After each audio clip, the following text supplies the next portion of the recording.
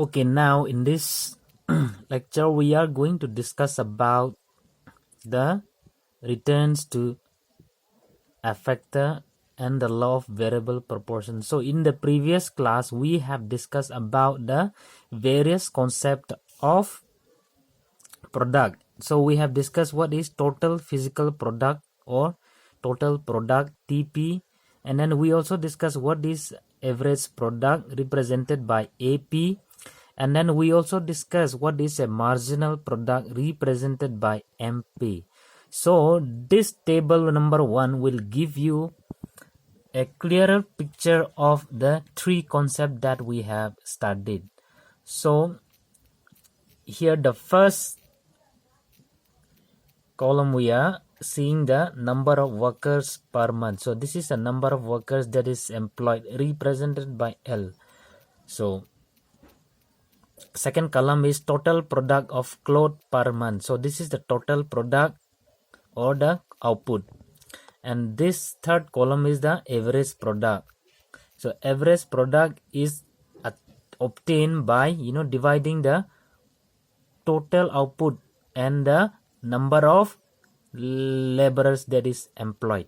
And the fourth column represents the marginal product, which is obtained from dividing the percentage change in quantity divided by the percentage change in labor.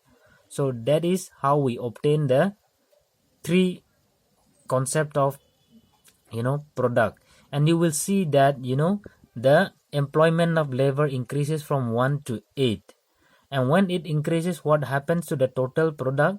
The total product increases, as we have discussed, but the rate of increase is decreasing. Though the total product is increasing, the rate in which the total output is increasing has reduced or declined at different points of labor employment, and you will come to a point where it is also decreasing. So from 6 it has moved up to 13, 21, 28, 34, 38, and then at 7 workers employment the total output remains constant, and at 8 amount of labor employment the total output reduces or it declines. So even if it is increasing, it is increasing in a decreasing rate, total product. What about the average product? Average product also, as the number of labor employment increases, we see that the average product also increases. And when it comes to a certain point, let us say at 4 labor employment, the average product is 7.00. So the previous one at 3 labor employment, it is 7.17. So what we see is the average product declines when we increase the number of workers, and as we increase the number of workers, the average product declines. See, from 6, 7, and again it has fallen to 4. What about the marginal product? So here we are not seeing any negative increases. So it is still positive, though it has declined in both average product and total product. But what you will see in marginal product is you will see a negative, negative figure, which means that the marginal product increases as the number of workers employed increases, and when it has reached a saturation point, let us say at a level where the level of workers employment is 3, so we have achieved 8.0 marginal product. Beyond this employment of 3 workers, if a producer or a firm keeps on increasing the number of labor, then what it will give rise to is the decline in the marginal product, and it will decrease to a certain level that it will go even to a negative value. So it increases, and when it reaches a point or highest point, then beyond that, if a firm or producer increases the number of employment of workers, then you will see a diminishing returns of a marginal product, or the output or the marginal product declines and even go to a negative value. So because of that character, we have to connect with the returns to a factor that is also commonly known as law of variable proportion. So law of variable proportion can be explained with this table and also with the help of this diagram. So what we see is that total product increases at a decreasing rate, and the average product also it increases, and then after a point it declines, and the marginal product increases when we increase the workers' employment, and then it reaches a certain level, and beyond that level, once we further increase the level of employment, then the value declines and it even goes up to a negative level. So that is the concept of law of variable proportion. So there are 3 stages that we study in the law of variable proportion. So this is the first stage, second stage, and the third stage. So let us see what are the 3 stages of law of variable proportion, and we shall explain why 3 stages of the law of variable proportion occurs in a economy or a particular firm. So what does law of variable proportion says according to some of the definitions given by some economists? So Z. Stigler defines this law of variable proportion as equal increments of one input are added. We are talking about returns to a factor. So returns to a factor would mean keeping some of the factors of production constant. We are changing the particular one specific factors of production we change, keeping the other factors of production unchanged. So as equal increments of one input are added, the inputs of other productive services being held constant, that is returns to factor, beyond a certain point the resulting increments of product will decrease, that is the marginal product will diminish. So as I have explained, beyond a certain level, if we keep on adding the labor employment or the workers, keeping the other factors of production constant, the marginal product will diminish. So that is the definition given by Z. Stigler about law of variable proportion. So let us see what P.A. Samuelson described this law of variable proportion.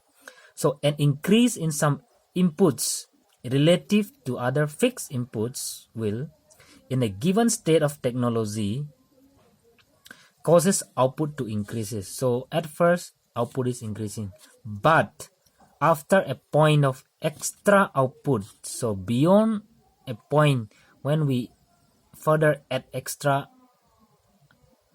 amount of input, the output resulting from the same addition of extra inputs will become less. So after reaching a particular point, let us say total product, so at 7 workers employment we have 38. So after this point, if we keep on adding labor employment, then our produce will become less from 38 to 37. So that is the law of variable proportion. We are increasing some inputs, keeping the other factors of inputs constant. When that happens, after achieving a point, the extra output resulting from that same addition of extra inputs, they will become lesser.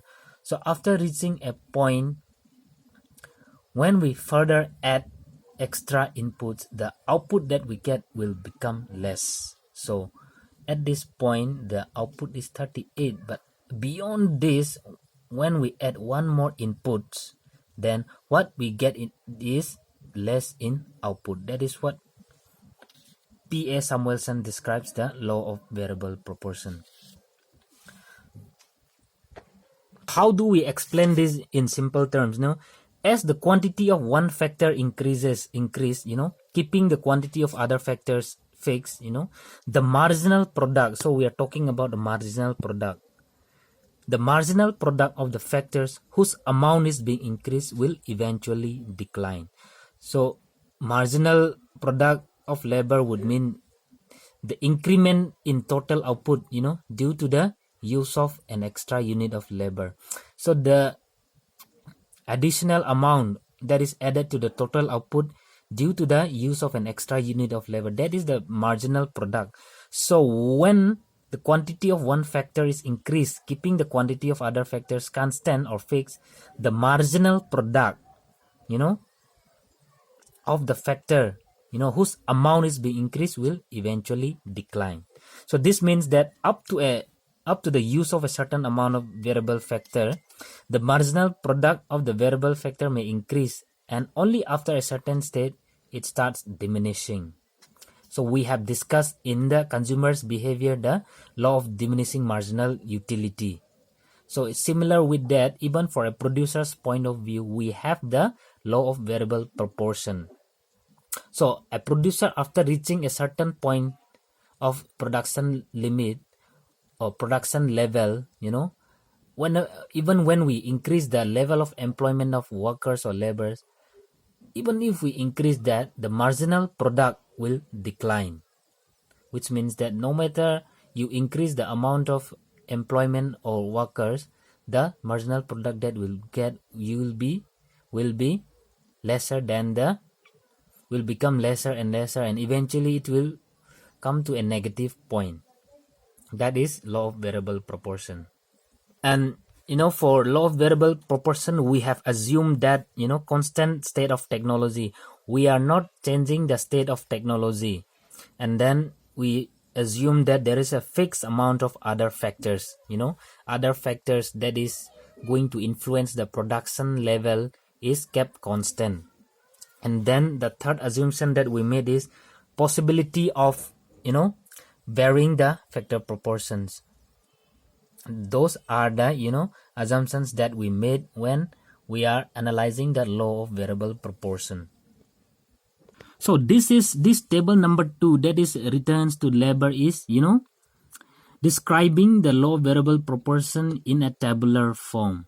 So we are describing the 3 stages that takes place in law of variable proportion. So this is the units of labor that is employed, and this is the total product in quintals, and this is the marginal product in quintals. So we are seeing the 3 different stages that occurs under law of variable proportion. The first stage is the increasing marginal product. So here we see the increase of the marginal product from 20 to 25, 25 to 30. And the next stage is diminishing marginal return. So the marginal product, declines or diminishes. So from 30 it has diminished to 25, from 25 it has diminished to 20, and from 20 it has diminished to 15, 10, like that. So the third stage is negative marginal product. So from 0, the marginal product has gone down to -8 and further -12. So this is the 3 stages that happens in the law of variable proportion. That is increasing marginal product, diminishing marginal product, and then negative marginal product. So the 3 stages is represented in a diagrammatical form. So this is the first stage, the second stage, and the third stage. So from here till here it is the increasing marginal returns. So the marginal product, this is MP, is increasing. So till here it is increasing. What is the second stage is diminishing marginal returns. So we will see in the second stage that we have diminishing marginal returns. So the marginal product, that is MP curve, diminishes, it goes down. And the third stage starting from point M is negative marginal returns. So after this point M, the MP is negative. So it is going beyond x-axis, which means negative returns. So those are the 3 stages of law of variable proportion in a diagrammatical form. So first stage, in this stage, what will you see? What will you learn from this first stage? In this first stage, total product increase in an increasing rate. So we see this is TP, which is representing the total product. So the total product curve increase in an increasing rate at the first stage. As we can see from this figure. So from the origin to the point F. So this is the point of origin and this is point F. Okay, so this is from origin to point F, that is first stage. The total product increase at an increasing rate, as you can see from here. So from O to point F.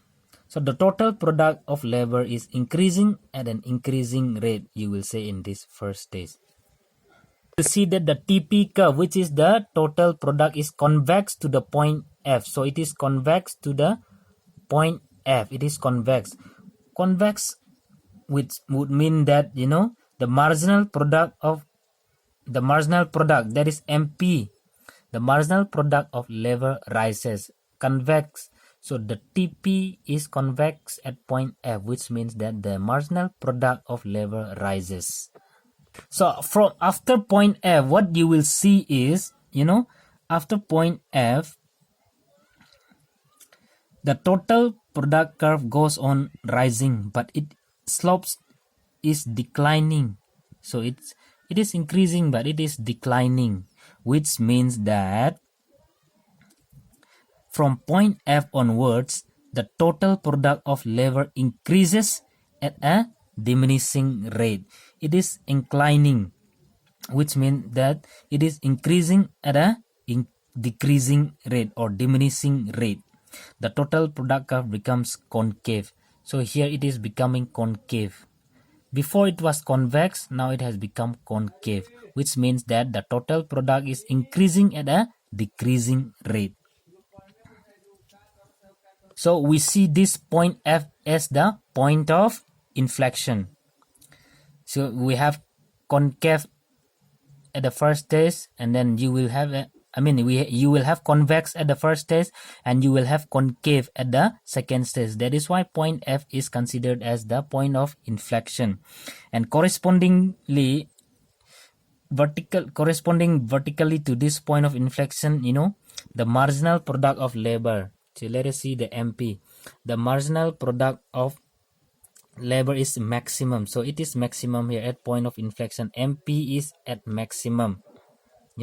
After which it will diminishes. So at the point of inflection, that is point F, the MP curve is maximum, and after this it will diminishes, it will go down. See the second stages. The total product continues to increase. The total product continues to increase, but at a diminishing rate, as I have said. So in this second stage, the marginal product, let us look at the marginal product. In the second stage, the marginal product has declined or diminishes. But, it still remains positive. So it is still positive, though it is declining. And corresponding to this second stage, you will see that, the MP is still at a positive point. It has not gone down beyond x-axis till point M. This stage, second stage, is known as the diminishing marginal returns, or stage of diminishing returns, as the marginal product of the variable factor, that is labor, continuously falls during this stage. And the last stage that we have is the third stage, that is negative marginal returns to a factor. So even the total product is also declining here, and you will see that after this second stage, the marginal product is negative. So it is going beyond x-axis, which means that negative marginal returns to a factor, and TP slopes downward and goes beyond x-axis.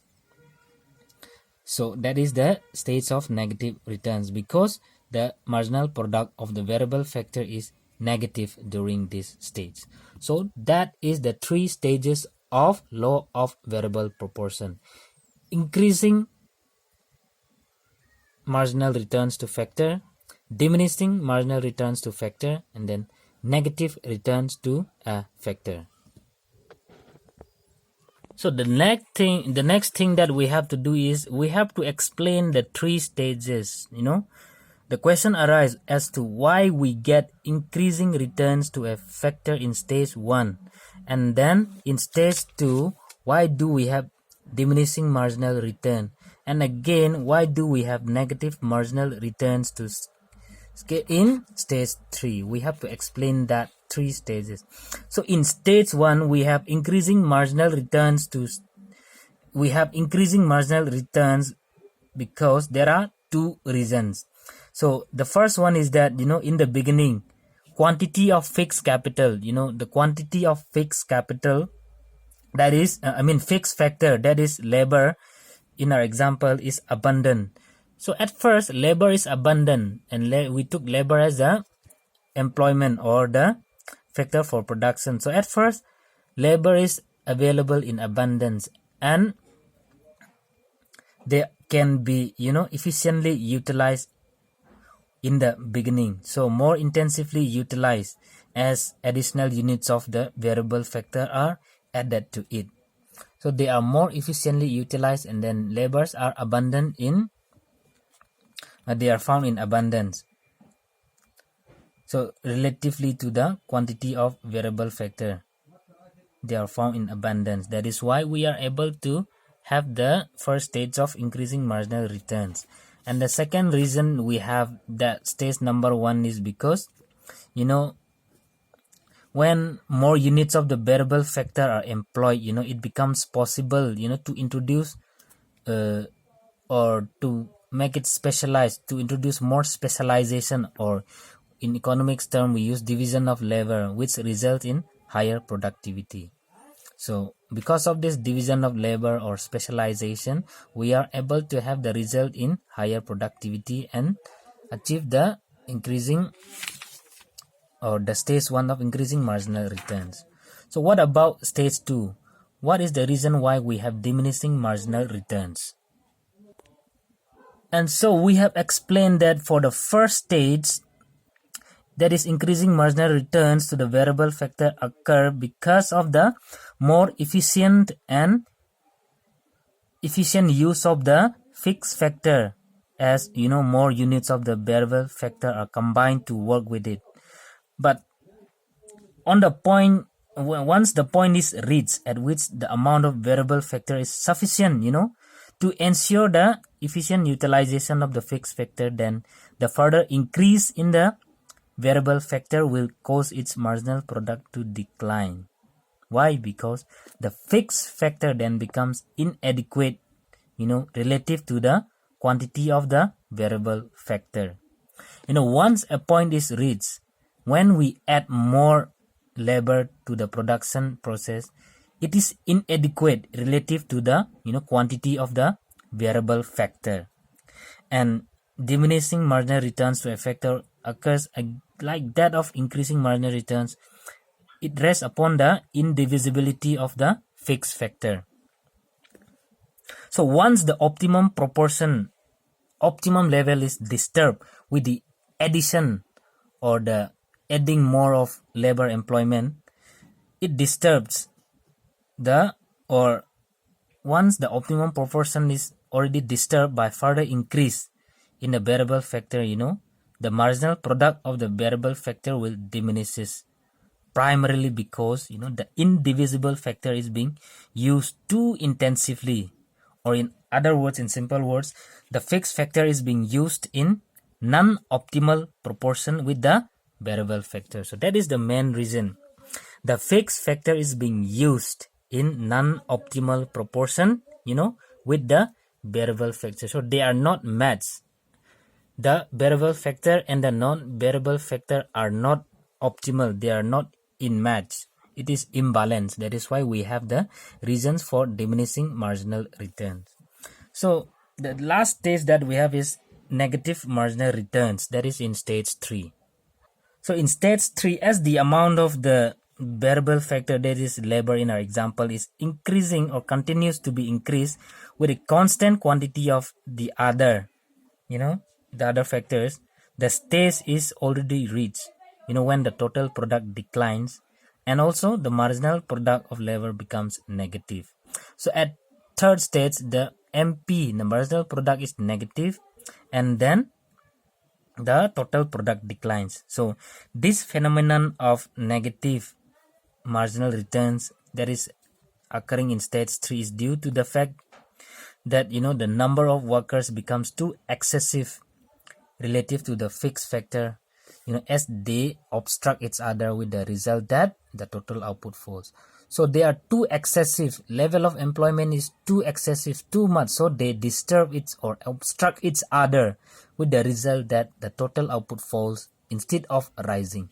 Suppose you need only 10 workers for producing something, but suppose you are employing 20 people for that particular job. So instead of increasing the output, what they will do is they will reduce the level of output, because they distract each other, they disturb each other, or they obstruct each other. That is why they cannot work efficiently, because it is overcrowded. That is why when there is an excessiveness of employment of factors of production, say in our example, labor, they obstruct each other, they are overcrowded, with the result that the total output falls instead of rising. So as a result, the marginal product of labor becomes negative. So the proverb, too many cooks spoil the broth, even applies here in this situation. So in such a situation, a reduction in the units of labor will increase total output. So those are the three explanations given for the three stages of law of variable proportion.